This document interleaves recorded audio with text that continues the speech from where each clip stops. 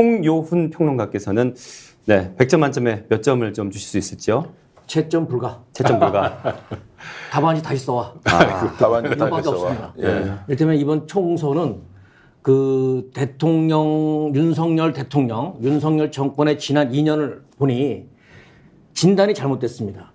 진단이 정확하게 처방도 제대로 된 처방이 나오는 건데 진단 자체가 잘못되기 때문에 여러 처방이 국산 사자 음미 정치 경제 사회문화 모든 부분에 지금 처방이 잘못됐고 나라가 엉망이고 이러다 망할지 모르겠다는 위기감이 총선 민의로 드러나서 참패라는 그 쇠문들이 들은 거거든요.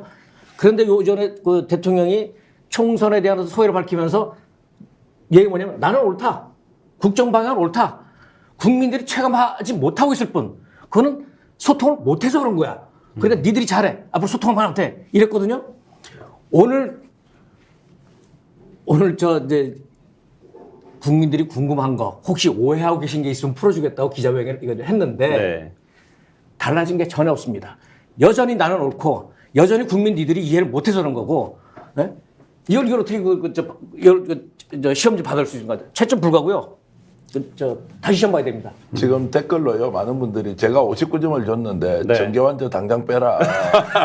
야단만 구제불능 이게 맞는 말이다. 채점 불가 이것도 맞는 다시 말이다. 공부하고 S님 그리고 이아이우님께서는 정계현 59점 에라이 이러면서 저를 일방적으로 했는데 이 댓글 나올 줄 알았습니다. 아니 우리 송영 국장님이 MBC 기자 출신이고 2580 에드네 네, 네. 하셨고 지금 방송인이나 평론가로 오랫동안 하고 계시는 네. 지금 오창희 인권연대 사무국장님도 사실 우리가 기본적으로 정치가 좀 정상화되고 네. 그리고 뭔가 국민들이 이렇게 지탄을 하고 요구를 하면 대통령이 바뀌는 모습 솔직히 기대하지 않습니까? 이게 보수 진보의 문제가 아니고 나라 운영이 정상적으로 가야 하는데 아침에 대통령이 나와서 준비를 엄청 했을 텐데도 했던 이야기 똑같이 맞습니다. 하고 네. 이미 돌렸던 레코드판 다시 가져와서 돌리면서 무슨 이런 기자회견을 왜 하느냐. 그리고 여기에 이제 숨어있는 진실 하나, 거대한 성벽을 하나 느꼈습니다. 김건희 여사와 관련된 문제는 어떤 경우에도 넘어설 수 없다는 지금 수사기관을 믿어보자고 이런 말이 있지 않습니까? 수사기관을 믿지 못하겠다고 국민들이 아우성을 치고 검찰 수사 편파적이라고 하는데 이거 믿고 기다려보자요. 달라진 게 없습니다. 예. 지난 2년 동안 그러니까 지난 정부에서 치열하게 탈탈 털어내도 나온 게 없다는 거 아닙니까? 네. 근데 그 김건희 여사 관련된 어떤 주가 조작이든 명품백이든 이거는 그 윤석열 검찰에 대한 국민 불신이 아주 팽배한 거거든요. 그러니까 특검 가자는 건데 지난 정부에 탈탈해서 할 것도 없는데 뭘 또 하냐. 그러니까 이런 식이거든요. 김건희 그러니까 자기 부인 문제에 대해서 달라진 게 있다면 1mm의 진전이 있었습니다. 그 1mm가 뭐냐면 지난번 KBS 대담에서는 박절하게 거절하지 못, 매정하지 못해 이랬잖아요. 오늘은 현명하지 못해서라고 조금 진전이 있었습니다. 네. 현명 아니 이게 범죄냐 아니냐를 다투는데 현명하지 못한 처신이라고 얘기하는 건 부적절하고요. 일단 대통령이나 대통령실이 잘못 생각하고 있는 건 소통의 문제다. 불통 이미지가 잘못이다라고 여기는 것 같아요. 대통령이 국민들하고 대화하는 기회만 가지면 자기는 모르니까 자기는 반듯하게 일을 제대로 하고 있으니까 얼마든지 문제가 해결될 거다라고 생각하는데 정말 잘못 생각하는 겁니다. 대통령의 스타일, 뭐 이를테면 억양이 조금 예전보다는 좀 덜 센 것 같은데, 또는 좀 약간 공손한 태도로 말하는 것 같은데, 라는 걸 국민들이 바라는 게 아니라요. 국민들이 바라는 건 대통령의 말의 내용입니다. 그러니까 총선 이전과 어떻게 달라졌는지를 보여줘야 돼요. 근데 총선에 대한 진단 자체가 어떠냐면, 총선 민심이 이야기하는 건 더 이상 정쟁을 멈추라는 게 민심이라는 거예요. 야당의 공격이나 야당의 공세에 대해서 방어막으로서 총선 민심이 작동한 건가요? 그렇지 않잖아요. 총선 민심은 여당에게 참패를 안겨준 겁니다. 총선 민심은 뭐냐면 대통령이 이렇게 하면 그 자리에서 내려오는 게 낫지 더 이상 지금까지와 같은 국정기조를 계속할 수 없다는 거예요. 우리 모두가 확인하고 있는데 대통령만 딴 소리를 하고 있고 다른 내용을 이야기하고 있습니다.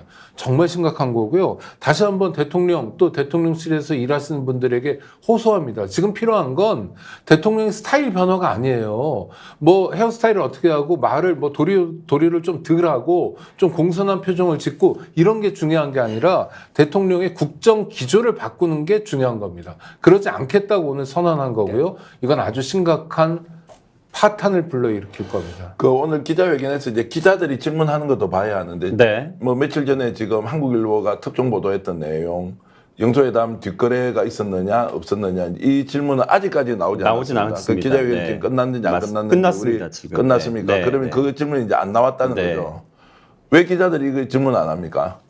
함성득 교수와 이맥백 그 민주당 전 공관위원장 간의 대화가 뭐냐? 아니, 또 하나 중요한 건 예. 지금 댓글로도 많이 그런 말씀해 주시는데 MBC 기자는 왜 질문을 못하냐? 예. 한겨레 경향 오마이뉴스는 현장에 있었냐 이런 거예요. 예. 고르는 거죠. 선별적으로 그러니까 지칭해서 당신에는 네 그렇게 하다 보니까 진행 방식이 MBC 기자가 손을 발언 기회를 못 얻었던 것 들어서 같습니다. 발언 기회를 바로 이제 받았으면 저는 그 질문을 했겠죠. 네. 좀 있으면 바로 얘기 나옵니다. 짜고 치는 고스톱 얘기 나옵니다. 그럼. 예. 그러니까 이게 뭐냐면 좀 전에 말씀하신 거 있잖아요. 그거는 왜 질문이 없느냐? 질문지가 어제나 그저께나 마감이 됐으니까 그렇겠죠. 질문지가 마감됐으니까 그래서 대통령이 그 중에서 골라서 직접 역할을 하는 나와서 거겠어요. 자유롭게 질문하고 대답하겠다 하라 그러면 아니 그 기자들이 오늘 외신 기자까지 150명이 네. 들어갔다고 하는데 그거 당연히 물어봐야 될 거 아니에요. 뒷거래설 이야기가 나온다. 거기에서 뭐 부부간에 골프도 치자. 그다음에 총리 추천하라. 이 이야기 얼마나 중요한 거예요. 만약 그게 사실이 아니면 그 사람들을 어떤 식으로든 사법 처리해달라고 수사기관에 요청을 해야 되는데 이것이 일파만파 퍼지면서 사실상 여의도 대통령을 이재명 민주당 대표로 인정하고 정말 힘 빠진 그냥 종이호랑이 같은 윤석열 대통령의 용산 이거냐 아니냐 네. 그런 것이 없으면 없었다 있으면 있었다. 기자들이 질문해야 되는데 왜 질문을 하지 않는지 그것도 이상하고 송 국장이 말씀하신 대로 사전에 질문지 받아놓고는 이 질문 하지 말자고 정한 것인지 질문이 마감돼서 그랬을 겁니다. 그리고 질문이 마감됐다. 그러니까 제가 질문이 보기에는- 마감됐었어도 현장에서 만약 발언 기회가 있었다면 할 수 있었겠죠. 예. 그런데 진행상에 그 진행하시는 분이 따로 계시니까 그분이 한 분 한 분 지칭을 하는데 손을 일제히 듭니다. 그러면서 누구 보고 하라고 이런 식으로 하다 보니 순서가 정해져 있었던 거예요. 네, 네. 근데 MBC나 JTBC는 계속해서 언제 나오나 할 정도 계속 우리 댓글을 하게 하면서도 발언을 못 하고 계셨던 걸로 지금 확인했습니다. 네, 네. 자 그러면 이제 결국 뭐 짜고 친다는 것은 어쨌든 모든 사람을 다 질문을 받고 대통령이 대답할 수는 없으니까 그렇죠. 네. 중요한 것은 그 진행하는 대통령실의 대변인이 국민들이 지금 듣고 싶어하는 게 뭐냐. 어저께 당장 장시호 건에 대해서 이제 폭로가 됐지 않습니까? 자 현직 검사하고 수사기관의 책임자가 뭔가 부적절한 관계를 하면서 아예 이재용과 관련된 거는 이렇게 너가 자 조사할 때 말을 하라. 그걸 외우고 갔다는 거 아니에요. 이게 말이 안 되는 수사 조작인데 스픽스는 말하는 언론입니다. 대세는 유튜브, 그중에서 스픽스. 좋아요, 댓글, 구독, 알림 설정. 여러분이 저희를 사랑해 주시고 우리가 여러분을 사랑하는 4가지 방법입니다.